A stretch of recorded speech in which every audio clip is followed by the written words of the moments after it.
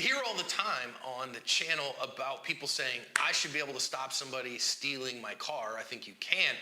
But here today with the attorney, with Tim Forsey, defense attorney extraordinaire, and here at C2, I want to talk about your buddy's car. And what are my limits of protecting someone else's property? To win the fight after the fight, you need help. After a use of force, I trust Firearms Legal Protection to help me win the fight for the rest of my life. From their 24/7 attorney-answered hotline to coverage for the use of all legal tools, Firearms Legal Protection has you covered. Get a discount by signing up at the link below. This was an odd one out of Portland. It was. Right? It was Portland, like you said. It's Portland, Oregon. It's odd. And listen, I say all this, I did get chided a little bit on YouTube because I kind of said, because Portland. I went to college at Oregon State, okay? So, I mean, like... You earned the right to say that. Yeah, a little bit, right? So I'm a Beaver alum. Like, now Corvallis is 2 hours south of Portland. And when I was there in the late 90s, it was a nice town. Yeah. We used to go up for Portland Winterhawk games. The AHL, they had a professional hockey team up there at the time. And the last working Wurlitzer in America, in an American stadium there. No kidding. In the Portland Coliseum. Yeah, very cool. And they'd play, I Want to Drive the Zamboni. Anyways, jeez. Memory lane. There you go. So, I mean, Portland was a cool town. Yeah. Kitschy, weird, those kind of things. But now it's just a not great place to be. Yeah. So this dude sees somebody breaking into his buddy's car, decides he's going to, yank him out of that car, tosses with him a little bit, and then comes to find out he's not bulletproof. Yeah. So homie who's a car thief happened to be an armed car thief and thankfully had terrible aim. Yeah. Thank God. So at the end of the day, car doesn't get stolen. Dude comes out all right, No harm, no foul. No harm, no foul, right?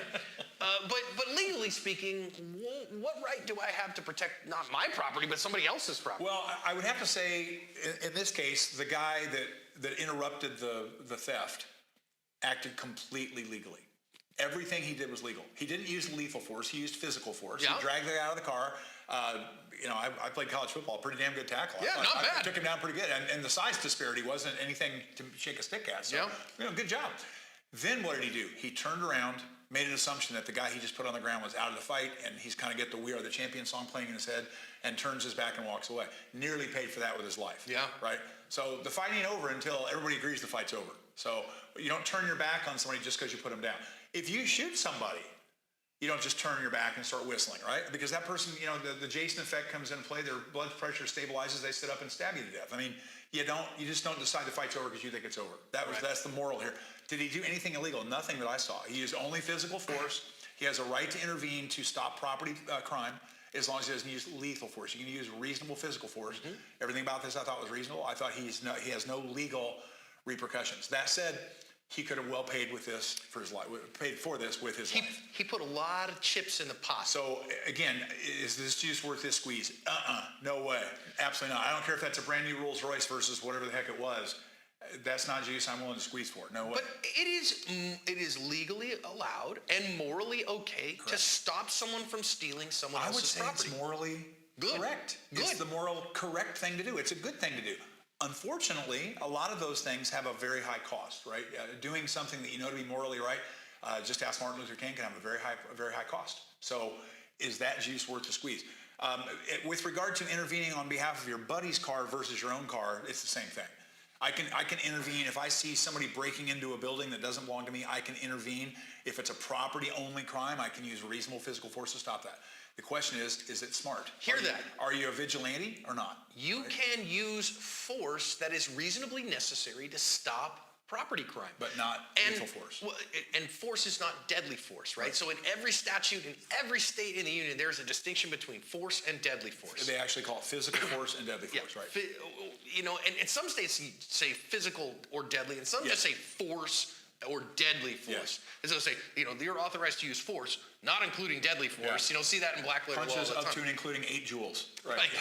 So but whether it's my property or if I know it's not that person's property and I know they're stealing it, so it's my next door neighbor and it's his car and I know my next door neighbor. We're friends, we have dinner together all the time, and somebody's jumping into his car and I'm like, you don't belong here and I don't know anything about you. And I jerk that door open and I say, get out of my buddy's car. Now you might say, I'm your buddy's nephew, and I borrowed his car. In which case you go, hang on a second, nephew. We need to, go knock on the door and talk to buddy and make sure you're not stealing my buddy's car. And that would be great. It'd be fine. On the other hand, what if the guy responds by drawing a Glock 19 and opening fire on you? Right. So now, was it worth getting involved? So to me, I hope I'm not the kind of person that's just going to watch and not do anything. But I think what I'm going to do is get out my video phone, and I'm going to find a position of cover. Yeah. And I'm going to shout, I've got you on video stealing that car, leave now. And then if the person starts shooting at me, I'm behind cover, I draw my weapon and do what I have to do. I've gotten involved, but I got involved in a prudent, safe way, I think, or safer. Yep. Maybe I do that, but do I just walk up and grab the guy and pull him out of the car? Man, if he turns around and stabs me or shoots me, I'm going to really wish I hadn't got involved. Yep. And so I think everything you did legal. Yep. Okay? Completely. Stopping somebody from stealing your stuff. God bless you. God bless you. Opening that door and the guy, get out of the car. No. Yes, you can use regular, ordinary force of a proportionate nature that a reasonable person would think is necessary to achieve that. And 99% of the psyche was cheering the guy. God bless you, man. Yeah. I mean, thank God people still get involved and do the right thing. When the guy, he tosses him, turns away from him, dude pulls a gun. Could he have used a gun to defend himself then? Absolutely. Unequivocally, yes. But now you just won a gunfight. Right. Over an old used car that belongs to your buddy. I mean, I don't want to get into that gunfight. Yeah. And then, not to mention, you're running the risk of losing said gunfight over a car. So, it's funny. I say this at times like, okay, so the house down the street from me went for sale, and they put out, they had an open house, and it's a pretty nice neighborhood. This was an expensive home. It's up on the top of the hill, and it's a big house and all that stuff. And so they had a bunch of brokers there, and my office is kind of sitting up in my house on the second floor, and I overlook the street. So I see all these nice realtor cars parked on the road. And one of these realtors comes out and smashes another car, and then looks at it and takes off and jumps back in her car. Oh man!